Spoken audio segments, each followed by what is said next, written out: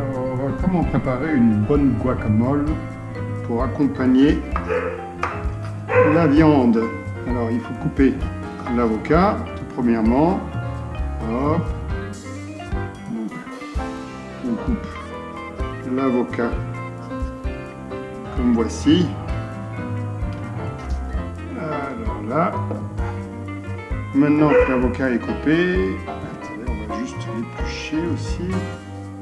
Voilà. On n'est pas obligé d'éplucher, on peut même prendre une cuillère pour récupérer l'intérieur. Bon. Ce n'est pas une obligation. Donc, une fois qu'on aura coupé les deux avocats qui sont là, on va pouvoir les mettre dans le récipient. Le moyen de couper les avocats, c'est en fait de les couper en deux comme ça, de garder la peau et ensuite de faire des cubes avec le couteau, comme ici. Hop. Voilà. Et puis après, prendre une cuillère pour enlever l'avocat, comme ça. Ça, c'est une autre façon aussi de faire les choses, de bien faire les choses.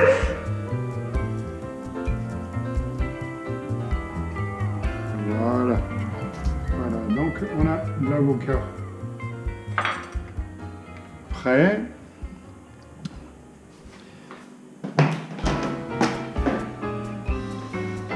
On va devoir couper aussi un oignon très fin. Alors, il faut juste...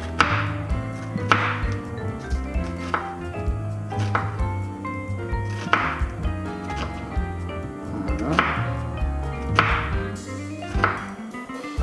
Il faut faire attention de ne pas couper les doigts. Voilà.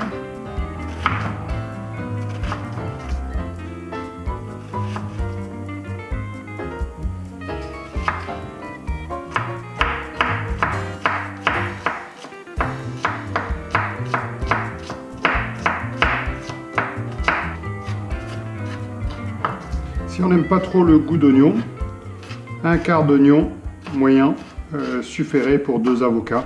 Parce que sinon après on a un goût trop fort d'oignon et tout le monde n'aime pas ça.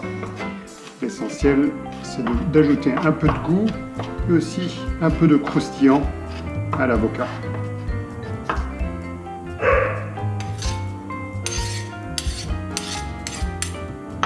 Donc dès qu'on a l'oignon prêt, on le verse sur les avocats. Voilà. Alors, couper la peau des tomates, c'est toujours difficile, donc il faut bien aiguiser le couteau.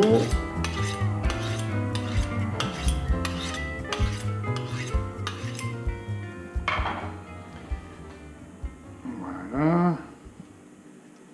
Il y en a qui préfèrent enlever la peau de la tomate, mais moi j'aime la peau, donc je garde la peau. Voilà.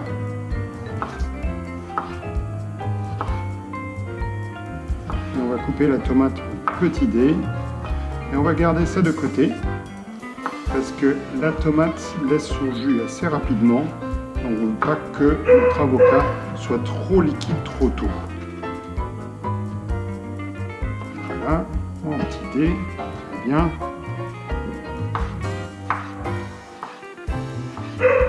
Encore attention aux doigts.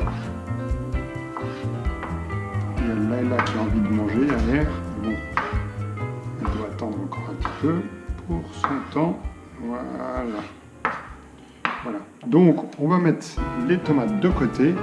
Et en fait, après avoir réduit l'eau, enlevé l'eau des tomates, on va les ajouter au dernier moment à notre avocat. Nous aurons besoin d'un demi-citron également. Faute de citron vert, j'utilise du citron normal. Donc je presse le jus d'un seul citron, la moitié de citron, que je verse sur mon avocat. Le verser dès maintenant, ça permettra d'éviter à l'avocat de se noircir. Donc on a versé notre citron Il reste aussi l'origan, le cilantro à ajouter à notre avocat, à notre guacamole. Donc on peut juste émincer un tout petit peu les feuilles là que j'ai mis à sécher.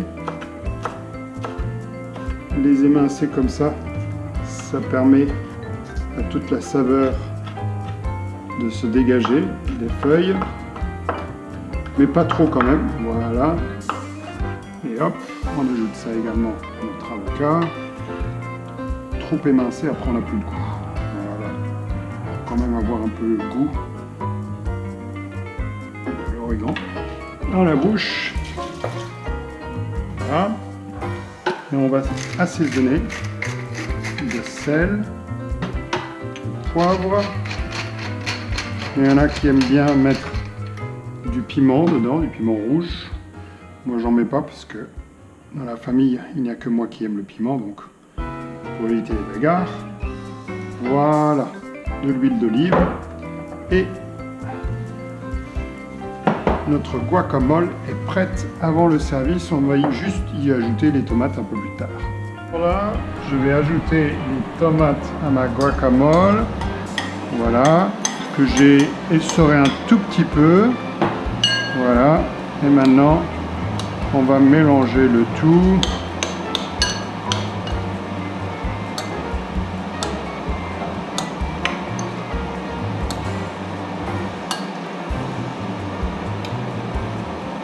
Il y en a qui aiment la guacamole un petit peu en purée, moi j'aime pas ça du tout. J'adore avoir les morceaux de d'avocat dans la bouche. Donc la chose ici c'est d'écraser un petit peu, mais pas trop, pour que ça puisse absorber le jus du citron et également des tomates. Ça doit être un peu pâteux comme ça, voilà. Mais ça sera délicieux, vous allez voir. Déjà ça ressemble de plus en plus à une guacamole, n'est-ce pas?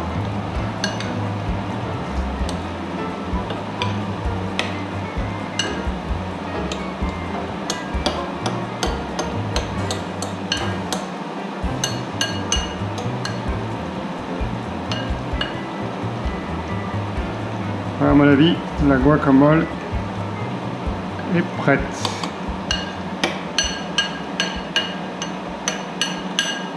Soit vous mangez ça comme ça, tout seul, soit vous pouvez utiliser des petites biscottes à mettre dessus, c'est très très bon aussi. Voilà.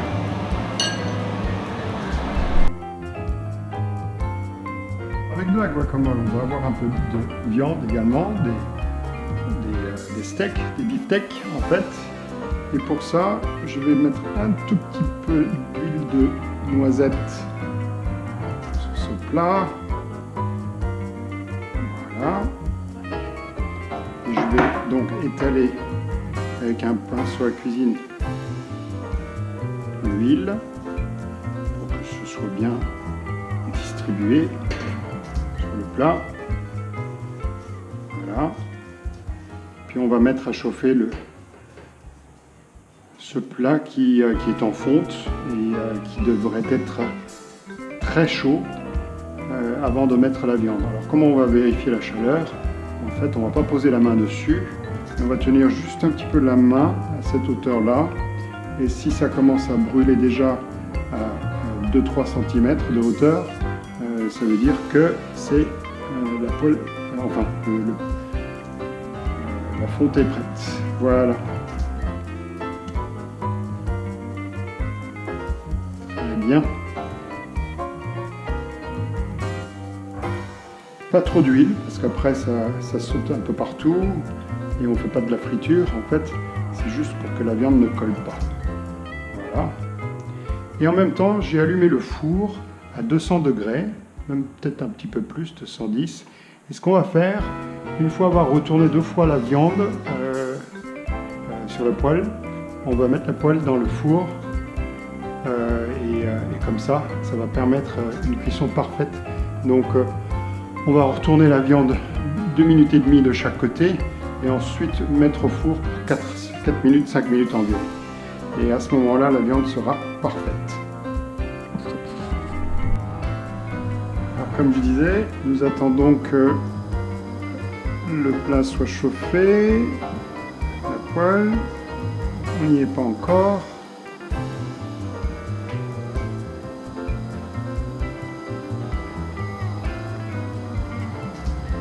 La viande est prête, elle a été marinée à l'huile d'olive, au sel et au poivre pendant à peu près 2-3 heures. Donc elle est bien tendre. Et on va la poser sur le feu gentiment en quelques instants. Et là, ça commence à devenir assez chaud.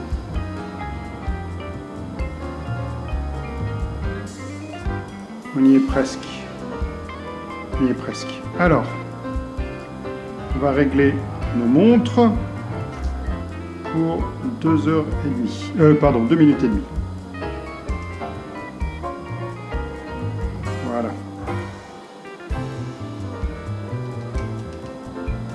On va poser d'abord la viande et après on va commencer le compteur. Et au bout d'une minute et demie, on va retourner les viandes. On va pas les retourner, mais on va changer de sens pour avoir de jolis carrés bien dessinés sur les morceaux de viande. Allez, hop là.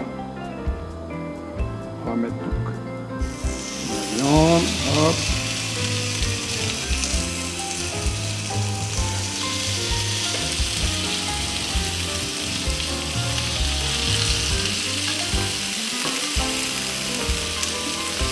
Voilà. Et voilà, un dernier morceau.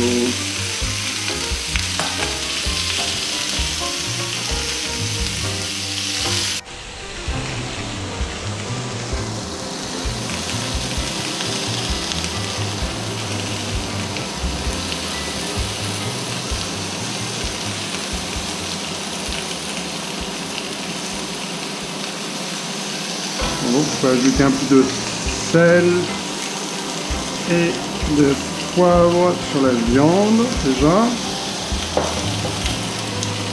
Et maintenant, ça commence à sentir bon. Je ne sais pas si vous avez l'odeur, mais ça sent bon. Donc, on va rapidos.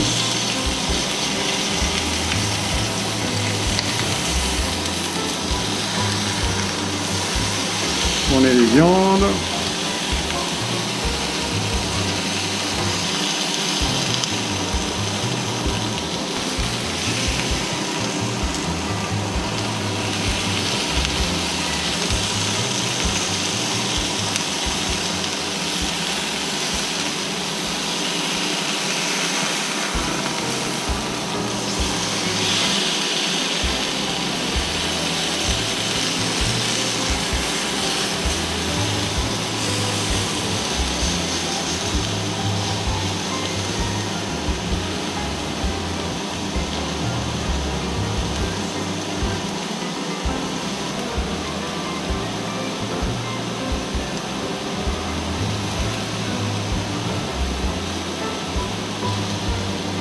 Je vais commencer à les retourner.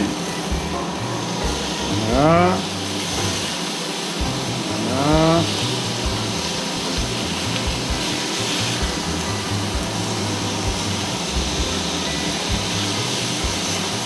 En tout cas, c'est joli.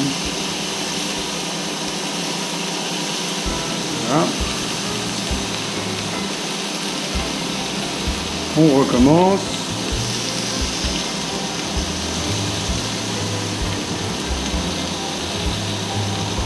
Aussi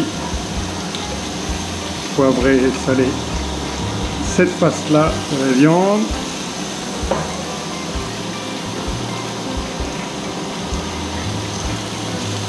Voilà.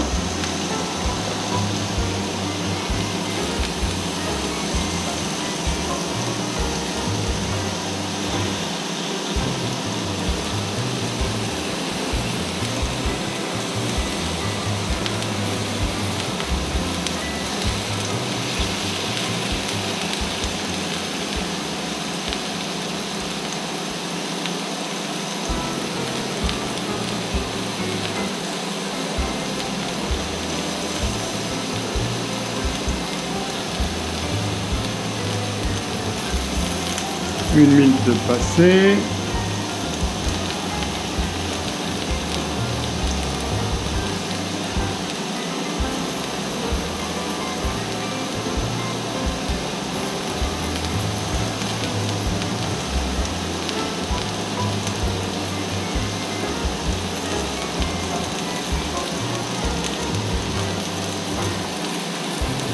Très bien, maintenant je peux commencer à aller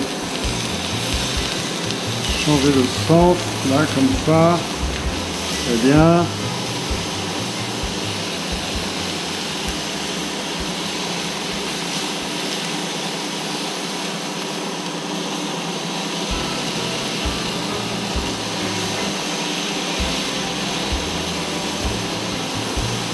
Voilà. Et puis j'installe le tout au four qui est déjà suffisamment chaud. Voilà. Et je mets 4 minutes.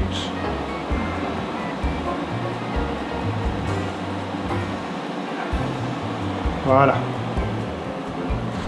La viande est cuite. On va donc sortir le plat du four. Voilà. Avec un bon jus. Je vais vous prendre ce morceau là déjà. Je vais le mettre dans l'assiette.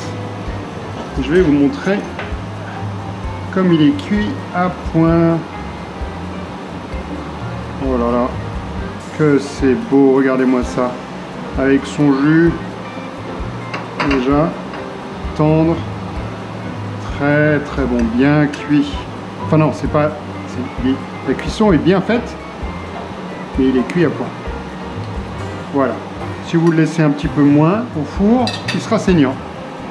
Genre dans les 2 minutes, 3 minutes. Sinon, si vous laissez encore moins au four, 1 minute, ça sera encore plus saignant. Voilà, bon appétit.